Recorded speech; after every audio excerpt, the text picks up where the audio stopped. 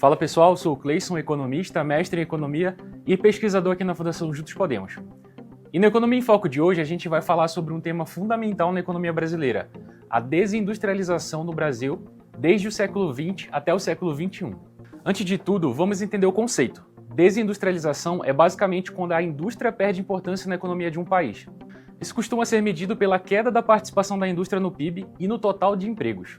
Nos países desenvolvidos, é normal a indústria encolher proporcionalmente conforme a economia foca mais em serviços, mas normalmente só depois de atingir um nível alto de renda e com alta produtividade. No Brasil, porém, esse fenômeno ocorreu mais cedo e de forma mais intensa. Por isso, muita gente chama de desindustrialização precoce. Agora, nem toda a queda da indústria é do mal. O setor de serviços cresce à medida que o país enriquece, faz parte da evolução econômica. Mas no Brasil, o problema é que a desindustrialização aconteceu sem que a gente tivesse ficado rico e sem ganhos proporcionais de produtividade. Para piorar, nossa indústria perdeu terreno tanto dentro quanto fora do país. Além de fabricar menos coisas aqui, a gente passou a importar mais e até nas exportações a fatia dos manufaturados despencou.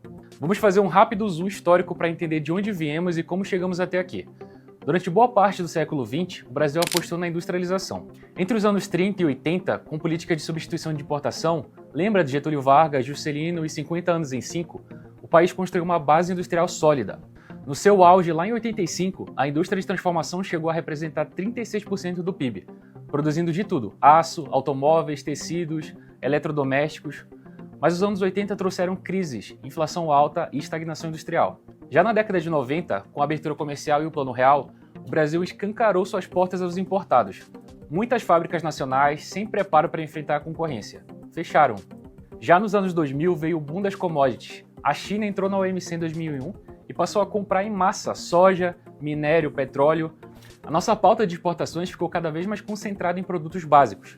É verdade que nos anos 2000 o mercado interno sustentou algum crescimento industrial, impulsionado por crédito farto e investimentos públicos. Mas a partir de 2010 a indústria voltou a patinar. Políticas como desonerações e exigência de conteúdo local até tentaram estimular o setor, mas a recessão de 2015 e 2016 foi um golpe duro. Muitas fábricas fecharam, reduziram a produção e o resultado? Em termos de volume físico, a produção industrial brasileira regrediu ao nível do início dos anos 2000, ou seja, 2 décadas de estagnação. A pandemia de 2020 foi outro choque: fábricas paradas, cadeias globais interrompidas e escassez de produtos essenciais, como máscaras e respiradores. Isso acendeu um alerta mundial sobre os riscos de depender demais de importações. Países começaram a falar em reindustrialização e o debate chegou com força no Brasil. Mas diferente de outros lugares, a nossa desindustrialização foi precoce e intensa. Primeiro, vamos lembrar da abertura comercial nos anos 90. O Brasil reduziu tarifas de importação muito rápido, de uma hora para outra. O resultado? Setores inteiros que dependiam de proteção não conseguiam competir com os importados, que chegavam mais baratos ou com mais tecnologia. Um desses fatores foi o câmbio desfavorável. Durante muitos anos, o real foi valorizado, ou seja, o dólar ficou barato. Parece bom para quem quer viajar ou comprar importados, mas para a indústria foi péssimo. Exportar ficou difícil e competir com produtos estrangeiros aqui dentro também. Esse fenômeno tem nome: doença holandesa. Acontece quando o país exporta muita commodity, entra dólar no país e o câmbio valoriza, e a indústria sofre. E o Brasil passou exatamente por isso durante o boom das commodities. E tem mais: os juros altíssimos, que a gente manteve por anos. Isso trouxe muito capital especulativo, que reforçou o real valorizado e ainda dificultou o crédito para investimento produtivo. Muita empresa preferiu aplicar no mercado financeiro em vez de investir em novas fábricas ou nova tecnologia. Aí vem a questão da falta de uma política industrial consistente. Teve incentivo nos anos 70, um pouco nos anos 2000 com o PAC e o Plano Brasil Maior, mas faltou continuidade. Na década de 90 a gente praticamente abandonou qualquer política industrial. Quando a gente tentou retomar, já era tarde e com menos recursos. Sem contar a alta carga tributária, a burocracia, o custo elevado de energia e logística que deixaram nossa indústria ainda menos competitiva. Outro problema que eu falei antes foi a reprimarização da economia. O Brasil acabou focando cada vez mais em exportar produtos básicos como soja, minérios, petróleo. Isso trouxe dólares, mas não empregos industriais. Enquanto países asiáticos avançavam em manufatura e na tecnologia, a gente virou de novo uma grande fazenda em mina. Hoje, a participação de manufaturados na exportação caiu muito. Por exemplo, os automóveis, que já foram quase 4% das nossas exportações nos anos 90, hoje mal passam de 1,5% do PIB. E por fim, a gente não pode esquecer da queda da produtividade industrial. Normalmente, quando a indústria encolhe em países ricos, ela pelo menos fica mais tecnológica, mais produtiva. Aqui aconteceu o contrário. Segundo a Fundação Getúlio Vargas, a produtividade da indústria de transformação brasileira caiu quase 15% entre 2000 e 2021. Faltou investimento em inovação, em máquinas modernas, em qualificação de mão de obra, e o resultado foi uma indústria menor e também menos eficiente. Uma indústria forte, ela costuma ser um motor de crescimento sustentado. Ela gera inovação, empregos produtivos e exporta bens de maior valor. Com a indústria patinando, o Brasil entrou no ritmo de crescimento fraco. Nas últimas décadas, o PIB brasileiro avançou em média só 1% ao ano, bem abaixo da média mundial. Não à toa, muitos economistas usam a expressão voo de galinha. O país até dá impulsos, mas logo perde fôlego. Em 2021, a produtividade da indústria de transformação bateu o pior nível em 21 anos. Sinal vermelho, sem produtividade, não há competitividade. Tem também o problema dos desequilíbrios externos. A gente importa mais bens industrializados do que a gente exporta, o que deixa a balança comercial de manufaturados no vermelho. Ou seja, gastamos moeda forte comprando tecnologia lá fora e muitas vezes pagamos com a venda de commodities. Se o preço delas cai, surgem déficits em conta corrente e pressão sobre o câmbio. Além disso, enquanto países como o México e alguns asiáticos se tornaram hubs de eletrônicos e veículos, o Brasil ficou à margem.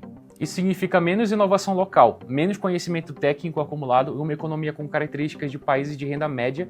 E o pior, recuperar essa complexidade depois de perdida é difícil e caro. Bom, a desindustrialização no Brasil não impactou só o PIB. Teve outros efeitos profundos sobre o mercado de trabalho e a estrutura social. A queda da participação da indústria no emprego de 27% para 14% da força de trabalho significou a perda de milhões de postos formais, geralmente com melhores salários e benefícios. Muitos trabalhadores industriais foram obrigados a migrar para setores de serviços de baixa qualificação, com rendimentos menores e maior estabilidade. Esse movimento ampliou a desigualdade, reduziu a massa salarial e enfraqueceu economias regionais antes sustentadas pela indústria. Por isso, analistas consideram a reversão desse processo essencial para reduzir as desigualdades e fortalecer a soberania e garantir um crescimento mais equilibrado e sustentável. O atual governo colocou o tema em prioridade e lançou a Nova Indústria Brasil, NIB, um plano que mira resultados até 2030. A ideia é fortalecer setores onde o país já tem alguma base, como energias renováveis, veículos elétricos, hidrogênio verde e até a indústria 4.0. Então, pessoal, depois de tudo que a gente viu, fica claro que a desindustrialização do Brasil não foi um simples acaso, foi um resultado de uma combinação de erros de política, mudanças globais e falta de planejamento de longo prazo. Reindustrializar não vai ser fácil nem rápido. Os especialistas deixam claro, é um projeto de anos, talvez décadas. Vai exigir de tudo um pouco, arrumar as contas públicas, garantir um câmbio mais competitivo, investimento em educação, tecnologia e inovação e, claro, escolher com inteligência quais setores apoiar.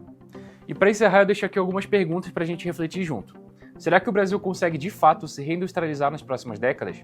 O foco ele deve ser em tecnologia, indústria verde, bens de capital. E nós, como consumidores, a gente está disposto a valorizar mais os produtos feitos aqui?